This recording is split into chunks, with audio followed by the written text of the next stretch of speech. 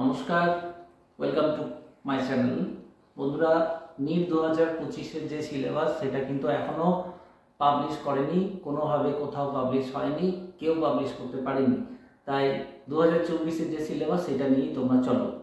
2024-এর যে সিলেবাসটা ছিল সেটা এখানে তোমরা দেখতে পাচ্ছ। আমি বায়োলজি পার্টটা বলছি, ফিজিক্স কেমিস্ট্রি অবশ্যই দেখবে। যেটা গত বছরের সিলেবাস সেটাকেই ফলো করে আপাতত চলো।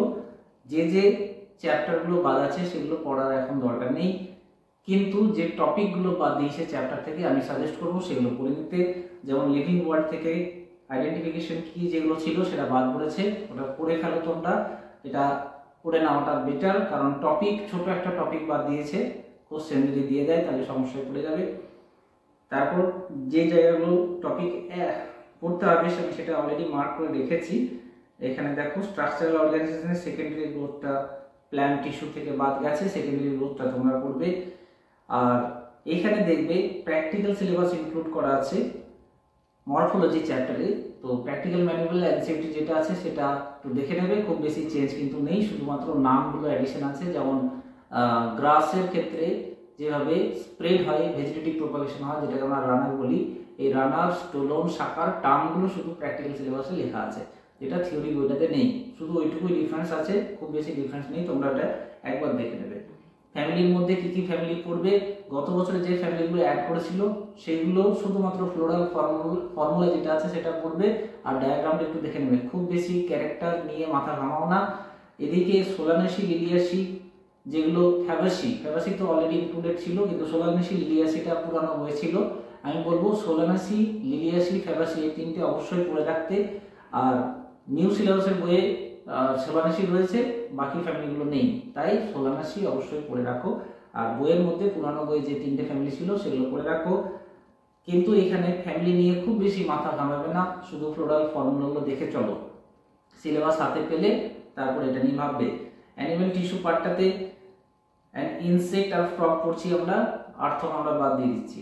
নেক্সট সেল থেকে আসার কিছু নেই, এই ইউনিটে সবই পড়তে হচ্ছে। প্ল্যান্ট ফিজিওলজি সব পড়তে হচ্ছে, রেসপিরেশন পড়তে হচ্ছে, প্ল্যান্ট গ্রোথ ডেভেলপমেন্ট ডিটেলস পড়তে হচ্ছে।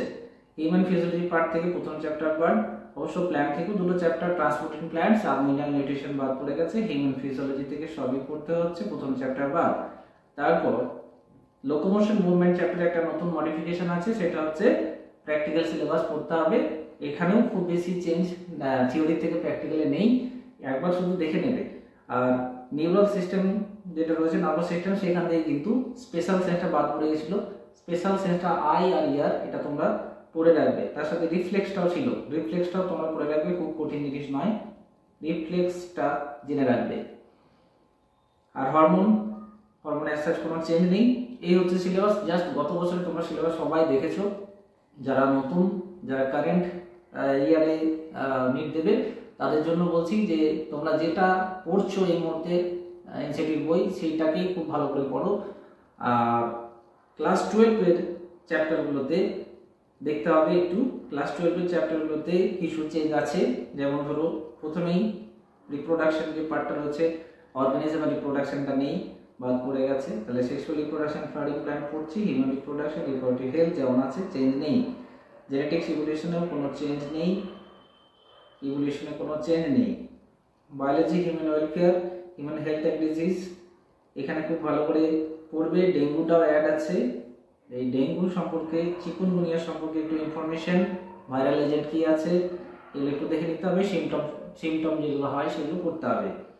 এবার মাইক্রোবস ইন হিউম্যান ওয়েলফেয়ার, এটা তো অ্যাজ কিছু চেঞ্জ নেই। বায়োটেকনোলজি অ্যাপ্লিকেশন কিছুটা চেঞ্জ আছে, একটু বলে দিই। প্রথমে প্রিন্সিপাল যেমন ছিল পুরানো বই, নতুন বইও তাই আছে। অ্যাপ্লিকেশন পার্টটাতে এখানে মাথায় রাখতে হবে তোমাদের টিস্যু কালচার যেটা, সেটা অ্যাড করা আছে। টিস্যু কালচার এটা নতুন বইয়ে রয়েছে। টিস্যু কালচার যেটা মাইক্রো প্রোপাগেশন, তার সাথে তোমাদের সোমাটিক হাইব্রিডাইজেশন যেটা, এটা একটু পড়ে নিতে হবে। এটা নতুন বই রয়েছে। যারা নতুন বই ফলো করছো তারা তো অবশ্যই পড়ে নিয়েছো অলরেডি। যারা পুরানো বই পড়ছিলে, যারা ড্রপ দিয়েছো, তাদের জন্য এই পার্টটা অবশ্যই দেখতে হবে। ওই ফুড চ্যাপ্টারে দেওয়া ছিল, ওই চ্যাপ্টারটা বাদ পড়ে গেছে। ইকোলজি, এনভায়রনমেন্টে অর্গানিজম পপুলেশন তোমরা পড়ছো, ইকোসিস্টেম, বায়োডাইভার্সিটি, এই চ্যাপ্টারগুলো থেকে খুব বেশি চেঞ্জ নেই, খালি মিনারেল সাইক্লিং যেটা রয়েছে, নাইট্রোজেন সাইকেল, ফসফরাস সাইকেল, ওইগুলো আর থাকছে না। তো সিলেবাসটা খুব ভালো করে দেখে নাও। এইটাই তোমাদের 2025-এর সিলেবাস ধরে তোমরা পড়াশোনাটা চালিয়ে যাও। তারপর সিলেবাস যদি কিছু অ্যাডিশন হয়, খুব বেশি অ্যাডিশন হবে না, চ্যাপ্টার তো অ্যাডিশন হবেই না, হয়তো টপিকগুলো অ্যাড করতে পারে। সেই জন্য আমি বললাম চ্যাপ্টার বাদ গেছে সেটা আর করতে হবে না, কিন্তু টপিক বাদ গেছে সেটা একবার দেখে নাও। Thank you so much. আমার চ্যানেল ফলো করতে থাকো। আমি এনসিইআরটির প্রত্যেকটা চ্যাপ্টার ডিসকাস করব এবং খুব তাড়াতাড়ি সমস্ত চ্যাপ্টারের ভিডিও এখানে আপলোড করব। Thank you so much.